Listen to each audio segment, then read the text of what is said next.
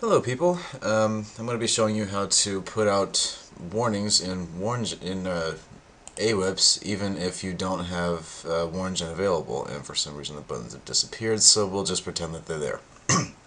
I might cough a lot during this because I've kind of got a cold. So there's number one. So let's get started. First, what you want to do is go to Tools and go down to PGEN. It's going to open PGEN. You can you can dock it. And then resize the window so it doesn't get in the way too much. And then you want to go back to Tools and go to Distance Speed. This will give you your county warning area, or not county warning area, your storm motion vectors. What I meant. So you get one, you drag it to the storm. I'm actually going to select editable for this. It'll come up as editable, but I actually tried this video before and it didn't really work too well. So anyway, now that it's editable, you can drag the storm motion vector around. There's no good time for the computer to lock up. Alright, there we go. And then back it up a few frames, and then drag it again, and sorry Dodge City. Now you've got your storm motion vector. So hit Control right arrow key. That'll take you to the last frame. Again, I don't have any radar data. I think I mentioned this before. I don't have any radar data loaded because there's really nothing going on in Dodge City. That just happens to be the county warning area that I've got this set to. So now you've got your storm motion vector. So close out the distance speed window. Go down here to PGEN and select the lines button and select solid line. Now, say you want to put out a tornado emergency. Well, there's a color that I usually use. I usually use magenta. However, you can use whatever color you want. I know people will try to keep it red because tornado warning. I use magenta because just like the high risk that the Storm Prediction Center puts out, tornado emergency is the highest threat you can get. So once you've got that picked out, go down here, left click will place your first vertice, and make sure that it kind of parallels make sure it at least partway parallels the storm motion vector. So click again, it'll give you a second vertice, and then if you select closed up here, it'll make sure that it has this other line on the other side that connects it.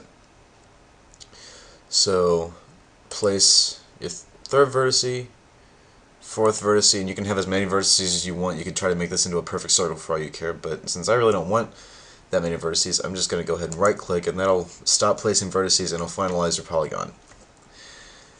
So now you've got that placed, get rid of distance speed because since the colors are a lot the same as you'll see in radar data, you might start to mistake it for radar data. I've done that a few times and it's caused me some errors. So get rid of distance speed and go to text under PGEN. This will actually let you know what you're issuing for what times and everything. That's if you're going for the absolute realism. If you're not just looking for that, if you're just looking for the polygon, you can stop now. But I like to go for the full shebang. So select text, and you'll see that I've already got one set up. Okay. So first you type. So my template is this. You'll get tornado warning for the county warning area, three-letter county warning area identifier, then emergency, which is triple asterisk on both sides, time Zulu to time Zulu. You've got the tornado observed, and you've got tornado damage threat is catastrophic, because the National Weather Service will only use catastrophic when they're issuing a tornado emergency. And if you've got other tags, you can select wind, and I'm going to go ahead and place this just for demonstrative purposes. So you've got wind and hail, you can use those, but normally under a tornado emergency, you're really not worried too much about wind and hail, you're worried about the tornado that's going to blast through wherever it's going through. So anyway, see, I'm going to go back to this. Alright. There we go. Alright, hang on. There we go. You type that all in here, and then keep it the same color you've got the warning polygon, because if you don't, it might get a little confusing. For instance, I was actually a few days ago during that high risk that the planes had. I put out a severe thunderstorm warning and mistakenly thought it was a tornado emergency because I kept the colors magenta instead of yellow. So just to avoid that, you want to keep it the same color. So my typical format is tiny font size. Font is Courier, regular versus bold or italic, and left justified. I select box with big mask because that lets it stand out, and I then place it somewhere close to, if not right next to, the warning. And that's how you issue your warnings. Now let's say you want to oh, by the way, you always either hit cancel or right click. It will close out the windows, the editing window, should I say.